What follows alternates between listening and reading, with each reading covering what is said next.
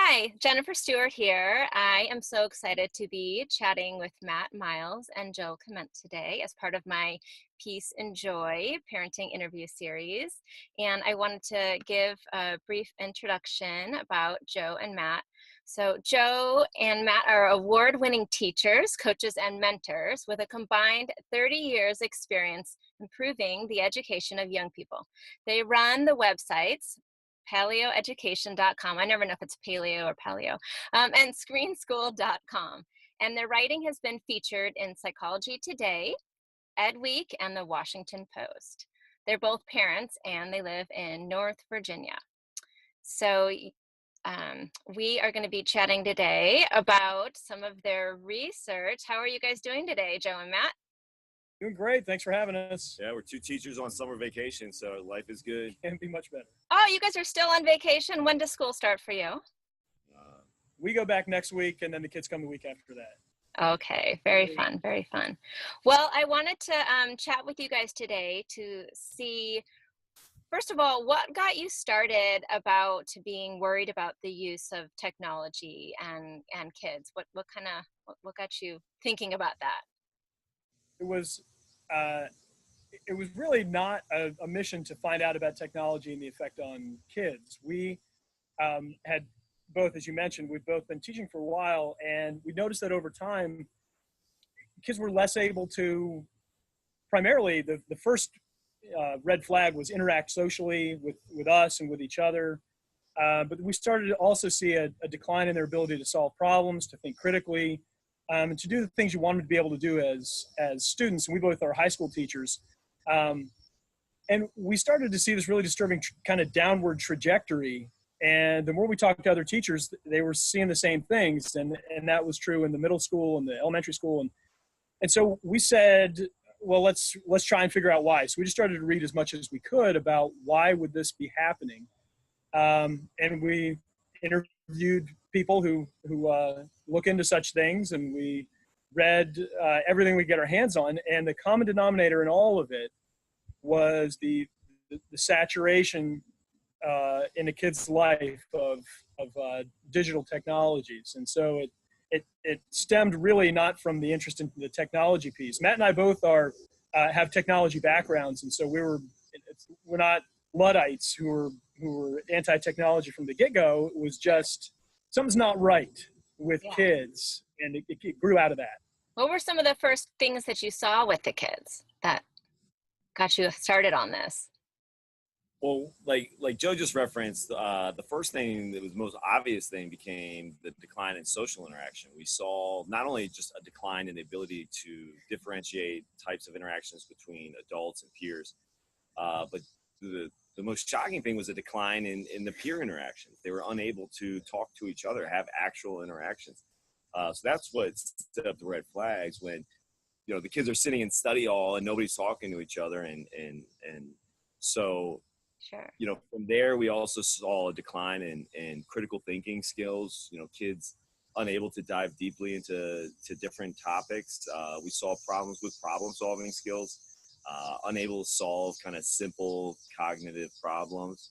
And one of the underlying issues we're seeing is kind of a decline in knowledge. There's the base of knowledge is just not there because a lot of kids have the mentality of, well, why should I learn something when I can just look it up on Google and there it is. Right. So we see an underlying base of knowledge, and if you don't have that base of knowledge, you can't problem solve. You can't critically think. You don't have a knowledge of social skills. You can't interact with people. So we see just kind of a de-evolution in that way. Yeah, no, I definitely could see the social skills. I mean, because even families do that now when they go out to eat or something, right? And everybody's on their device instead of hanging out and talking to each other. Right. It's interesting that you mentioned the lack of knowledge, because we think, right, with having all this at our fingertips that kids can almost know more as opposed to less. So that's interesting. And that's the problem, is that's an illusion, right? That, who was the 8th president of the United States? It was Andrew Jackson. Oh no, it was Martin Van Buren, right? That's something I can look up really quickly and appear to a peer or a teacher or a parent or whatever that I know something. I don't know that. I just looked it up. And the chance that I'm going to hang on to that little tidbit is, unless I have something else to hang it on to, is pretty small. And so, yeah, you have the, the Google machine in your pocket can tell you whatever you want to know, or the Alexa or the Echo or whatever it is you have in your house can tell you lots of stuff. That doesn't mean you know anything. Right. So when it's time for your brain to do the hard work of learning, and it's hard, learning is hard.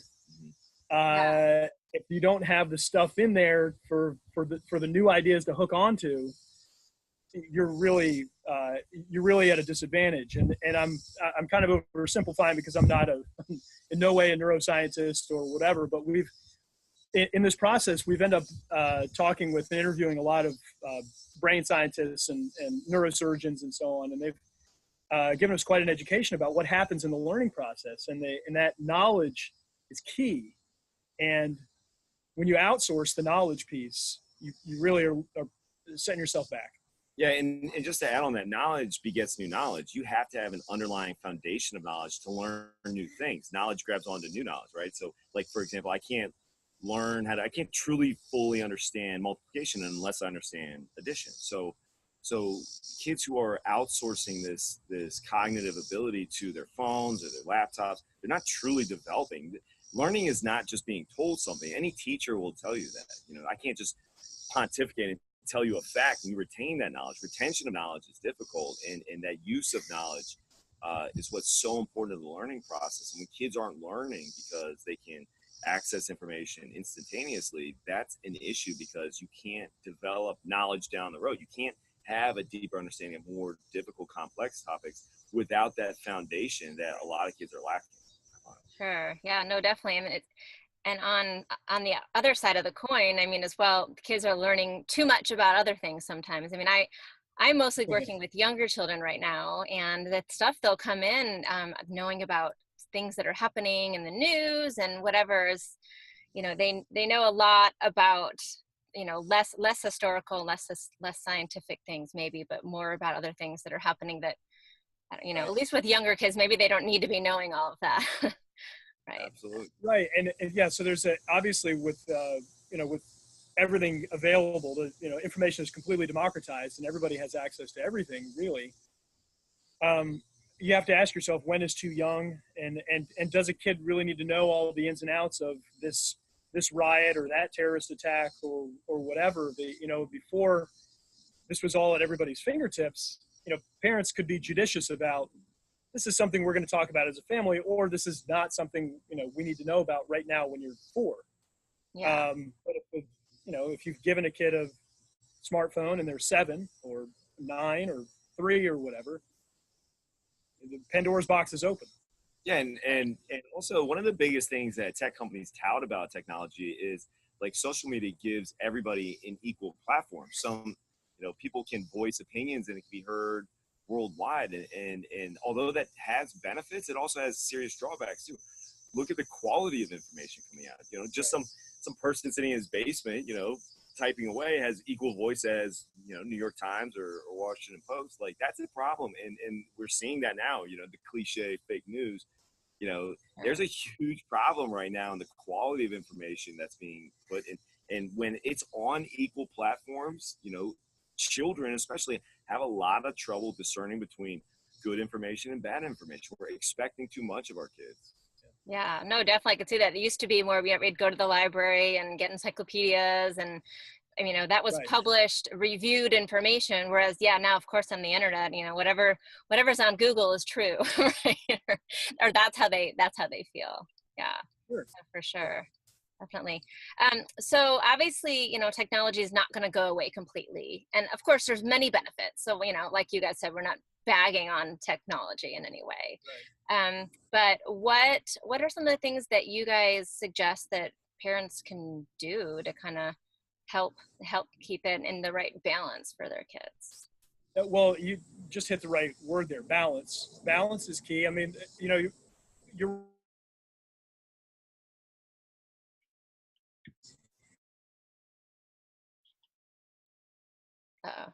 Having a connection problem here. It makes things really easy, right? So you have, I don't know, you want to do laundry or have a cup of coffee or read the paper. giving your kid an iPad for 15 minutes is a really easy way to get yourself that time, and you can't have that be the default. The default can't be, here's the iPad, because that 15 minutes turns into an hour or 3 hours or all day or whatever. And so parents are up against a really tough, situation in society, because everybody else is doing it, right? That's the kind of the canned response is, well, so-and-so's kid has a smartphone, so-and-so's kid has an iPad, and you don't want to be the terrible parent, the mean parent who doesn't give your kid the cell phone, and so you do, just like everybody else on the block. And so one of the things that we suggest parents do is band together. You have to have, and it's a weird thing, you're at somebody's house for dinner, you don't want to say, hey, let's talk about technology, Right. and how we're using it with kids. That's an odd conversation, but it's an important conversation. And parents, if they're really concerned, and I think most of us should be concerned, need to say to one another, what can we do together? And so if you have 5 or 6 or 10 of you who say, let's decide we're not going to introduce iPads with our 3-year-olds or Sure. 5-year-olds or infants or whatever. There's a movement now called Wait Until 8th. Parents saying, let's banding together, signing a pledge.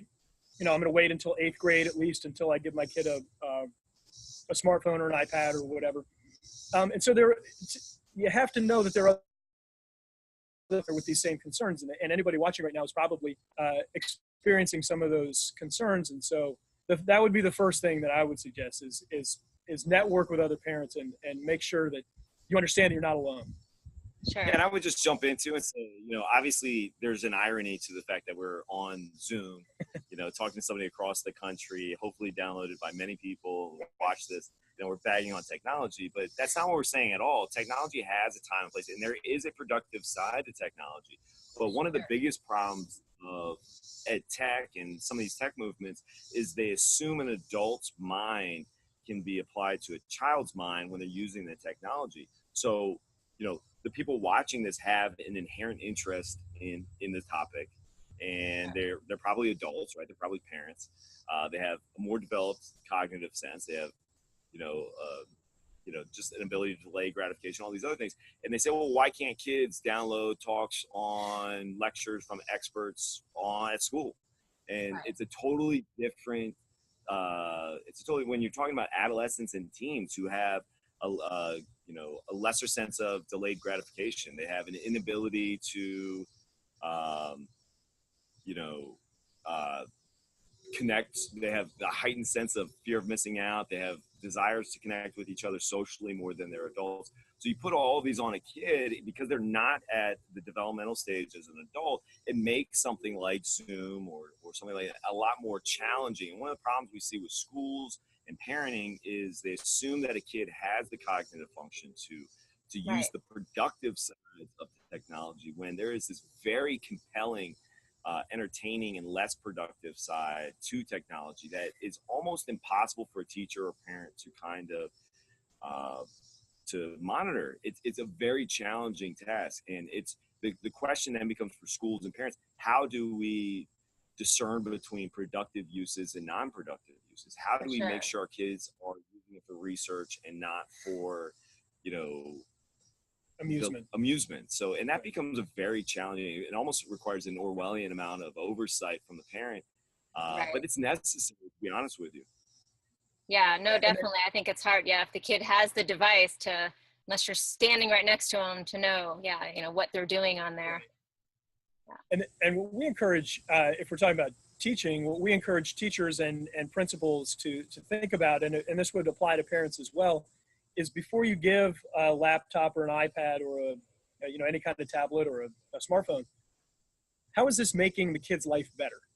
That's the question that has to be answered. And if there's not a good answer, then you don't need the device, right? Sure. How is this making the kid's life better?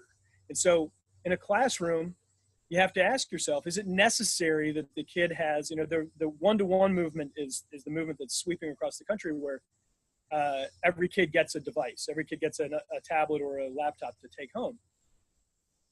Before that ever gets done, and by the way, there's no data to suggest that's a good idea, the basic question is, how does this make a kid's life better?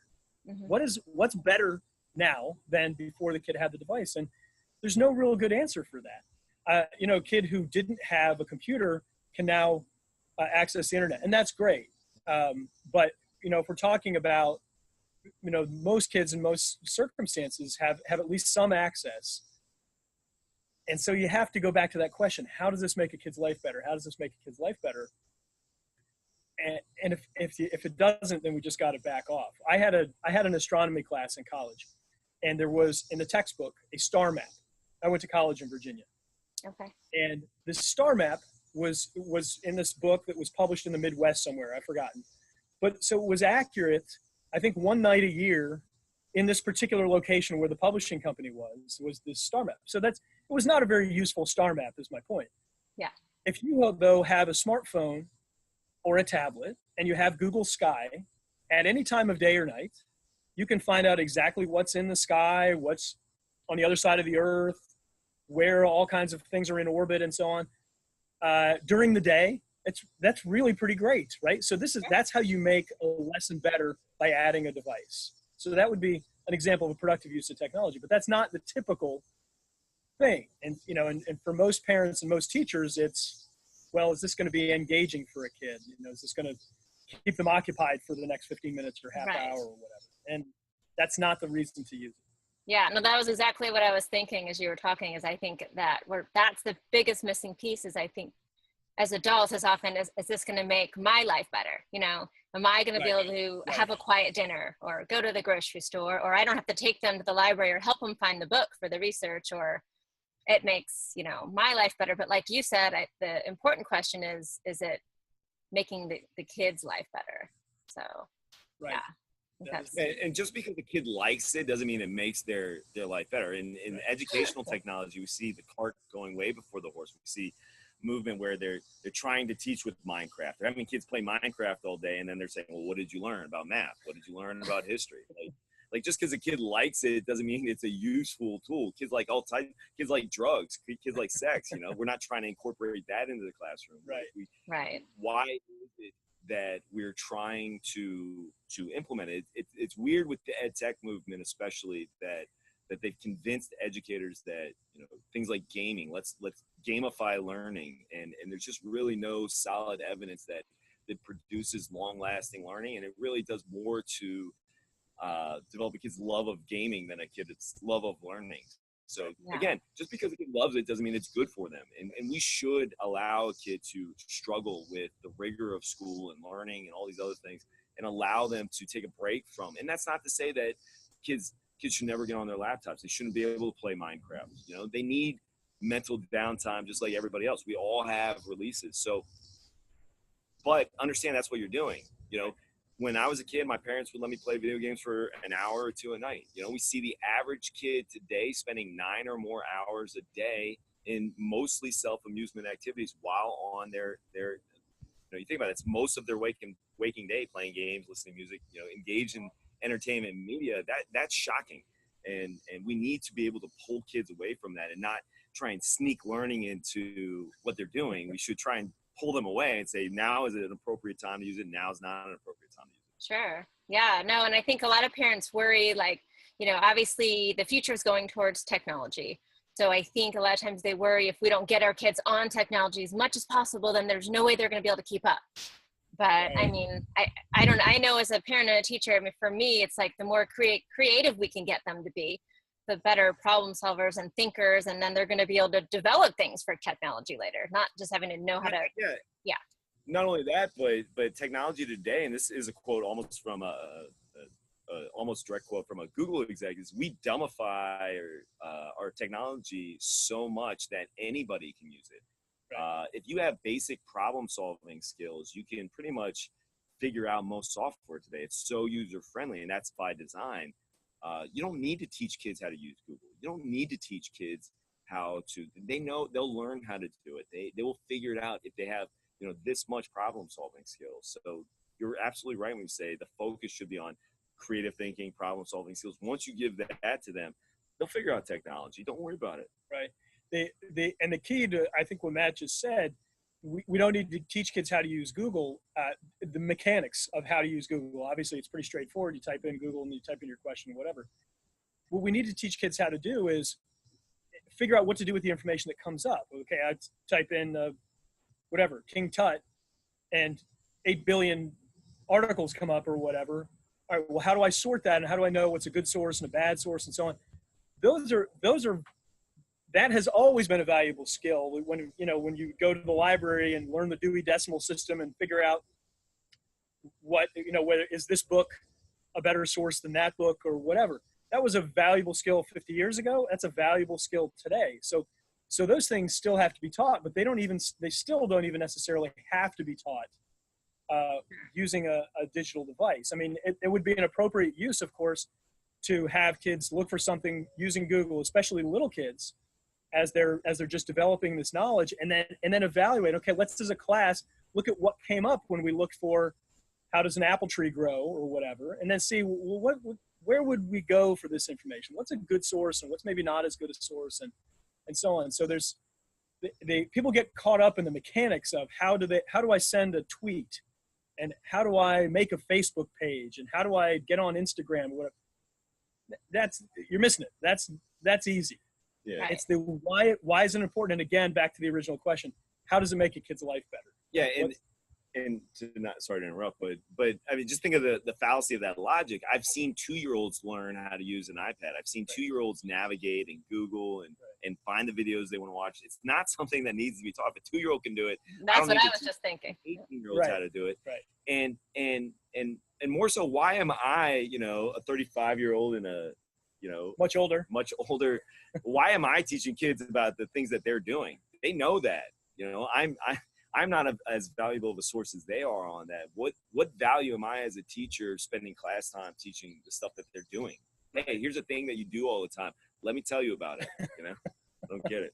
Well, and I think the fact that a 2 or a 3-year-old can figure out most simple things on a smartphone or a device like that just shows us how easy that stuff is. So yeah, I think it's silly for people who need to worry so much about how are we going to, get our kids to know that.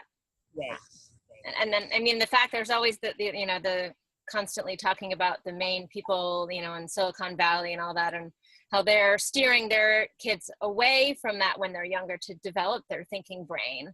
Not thinking that they're not going to need it and use it later. But yeah, I mean, we need to think about how a kid's brain is developing, and what should they spend their time on, right? Yeah, for sure. So, and what do you guys think if we continue to see the same trend, that the way things are going? What do you think might be some of the effects long term on this current generation that's growing up with this?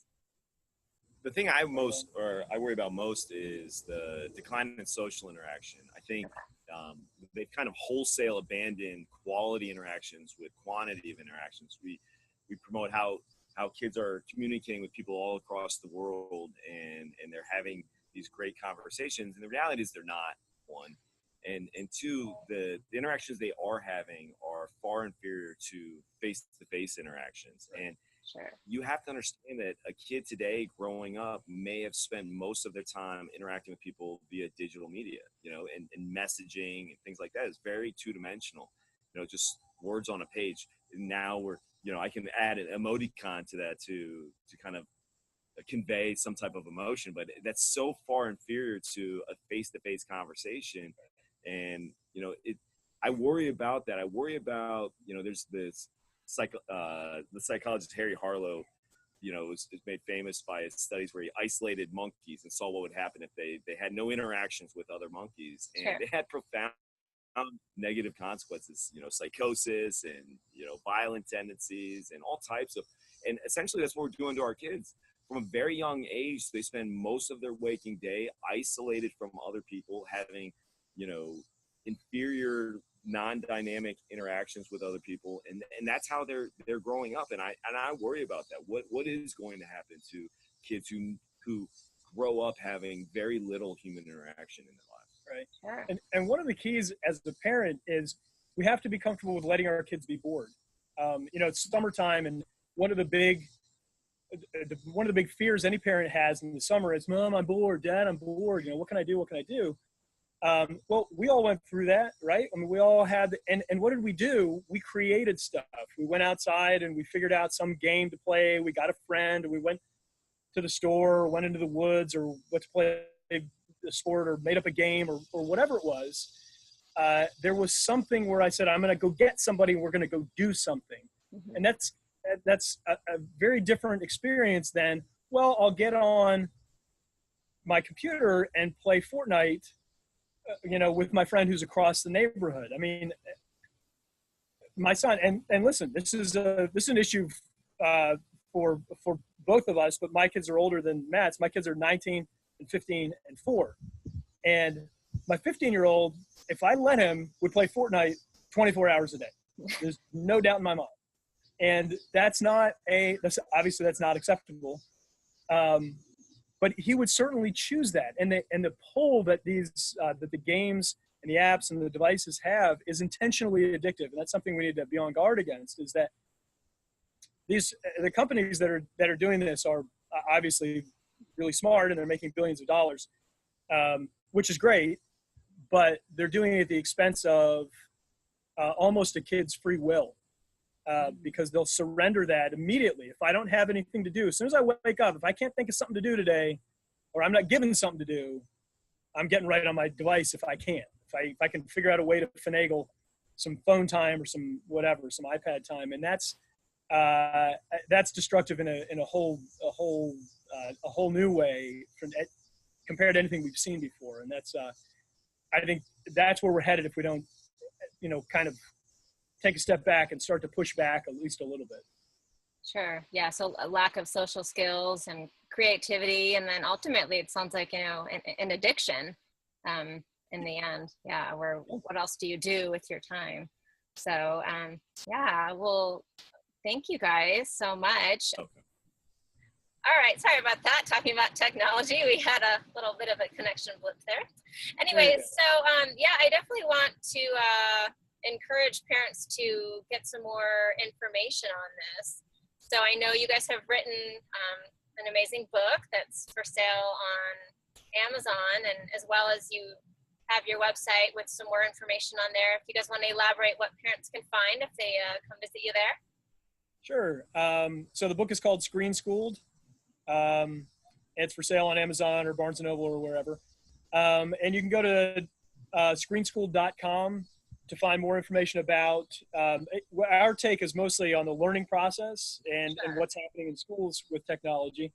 And so you can find some more information there about that. You can also find some information about having us come speak if you have an organization that is interested in this topic. And just if you want to learn more in general about technology and the effects on kids and how they learn, we'd love to see you at screenschool.com. Yeah, no, and I think it's great what you guys are doing, because if we can spread the information about this, and more parents and teachers and administrators can learn about it and make sure to keep the balance in kids' lives, right? Yeah, we're right back at you. Thank you for doing this. Absolutely. All right, thank you guys. Thanks so much.